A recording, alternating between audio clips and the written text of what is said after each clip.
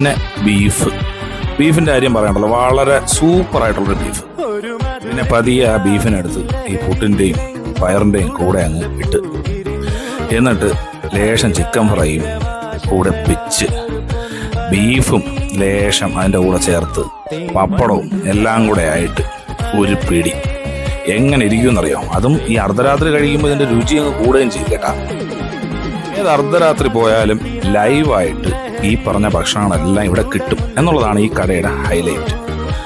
വർഷങ്ങളായിട്ട് വെമ്പായത്തുള്ള ഈ കട, പിന്നെ അവരുടെ തന്നെ മിന്റ് കേട്ട ഒരു കട്ടൻ അടിപൊളി. പിന്നെ ഇതാ അവിടെ എത്തിയപ്പോൾ നമ്മുടെ നാട്ടുകാരായ പയ്യന്മാരെല്ലാം രാത്രി ഫുഡ് അടിക്കാൻ വന്നിരിക്കുകയാണ് അവിടെ. കൊല്ലം മാസ് ടേസ്റ്റാണ് ഇവിടുത്തെ ഭക്ഷണത്തിന് എന്നൊന്നും ഞാൻ അവകാശപ്പെടുന്നില്ല. പക്ഷേ ഒരു വെറൈറ്റി ഫുഡ് കഴിക്കാൻ ആഗ്രഹിക്കുന്നവർ ഇവിടെ എന്തായാലും പോകണം. ഈ കട ഉള്ളത് വെമ്പായത്താണ്. വെമ്പായത്തുള്ള പുട്ടുകട മറക്കണ്ട, ഒന്ന് ട്രൈ ചെയ്ത് നോക്ക്, അടിപൊളിയാണ്.